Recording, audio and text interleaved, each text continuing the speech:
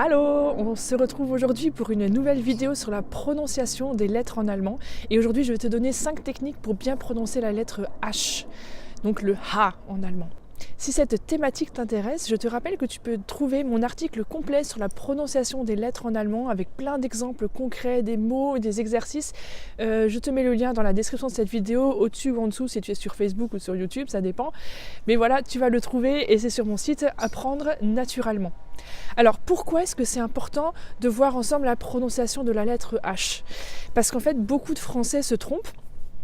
Soit en fait ils oublient complètement le H, ils le zappent en fait, ils font comme si c'était une lettre muette comme en français, le H muet ça s'entend pas, dans haricot on dit les haricots d'ailleurs, on dit pas les haricots, ça c'est une petite note pour le français, même si beaucoup font cette erreur. Donc voilà, soit ils oublient le H, soit il y en a très souvent qui font l'excès de zèle et qui vont mettre des H partout et qui voilà, en fait là où il n'y en a pas. Donc on va voir aujourd'hui ensemble 5 petites astuces pour bien prononcer la lettre H en allemand, das H, d'accord ? Première petite astuce, c'est de souffler sur ta main. Donc en fait le H c'est vraiment une expiration. Et donc tu peux mettre ta main devant la bouche et tu sens sur ta main, tu sens le souffle chaud.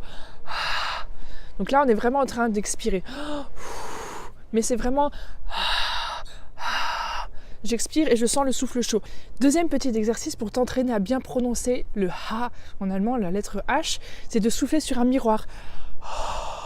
Et tu vas voir la buée qui se forme. C'est comme, tu sais, comme en hiver quand on jouait dans la cour de récréation. On fait comme ça et puis tu as des petits nuages de buée, de vapeur d'eau qui sont là, qui se forment. Et donc en fait la lettre H c'est ça. Il faut vraiment s'imaginer ce souffle, cette expiration qui sort. Donc ça c'est déjà 2 petites astuces. Troisième petite technique, là c'est un peu plus technique justement, c'est en fait de te dire que la langue ne doit pas toucher le palais. Donc la langue elle est bien en bas et il ne va pas toucher le palais supérieur. Donc la langue est bien en bas de la bouche, placée en bas de la bouche. Et pour retenir cette manière de prononcer le H, la lettre H en allemand, c'est toujours dès que tu trouves le H au début d'un mot ou au début d'une syllabe. Donc par exemple, hallo. Quand on va dire bonjour, ce mot-là, tu vas le connaître, hallo.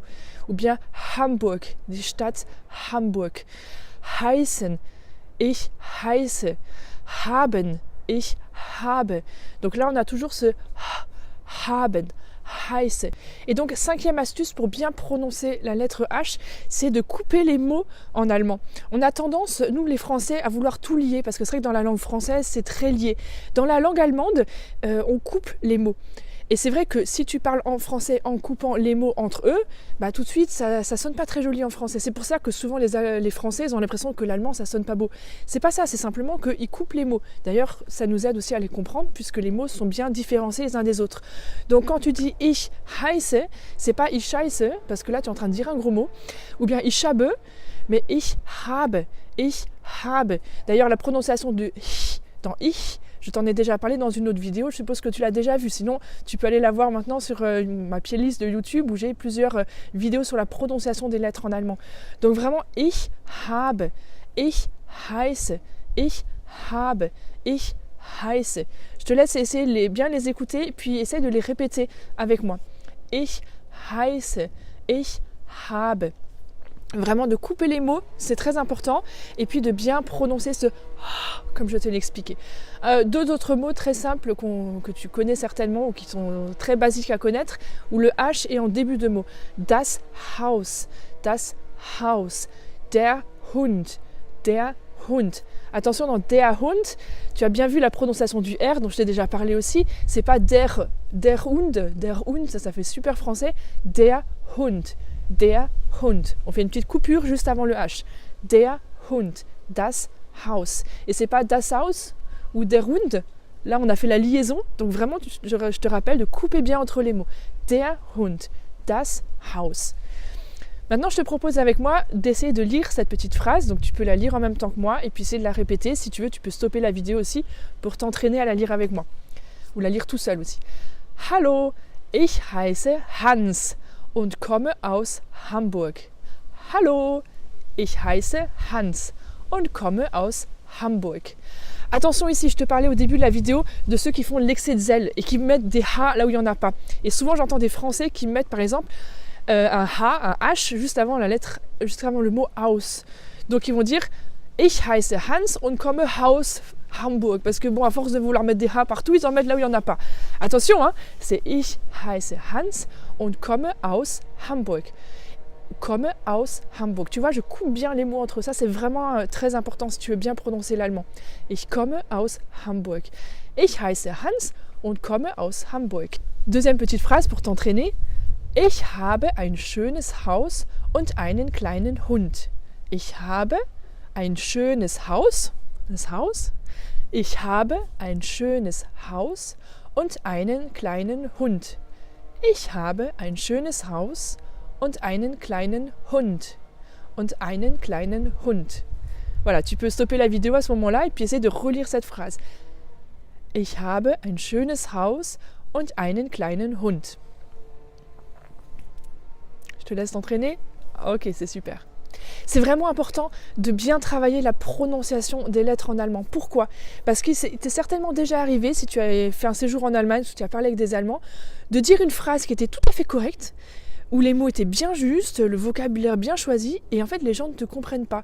Et là c'est super frustrant, tu te dis mais pourtant j'ai bien tout dit, j'ai bien dit la bonne phrase, j'ai bien pris les bons mots, la grammaire, tout était juste, mais les gens ne me comprennent pas parce que tu n'as pas bien prononcé. Donc vraiment la prononciation c'est le plus important. Après si tu te trompes entre der, den, dem, ou que tu fais une erreur, c'est pas grave, les gens ils vont comprendre. Et moi il m'arrive encore de faire des erreurs, mais c'est pas grave, pourtant je passe encore pour une Allemande quand je vais là-bas.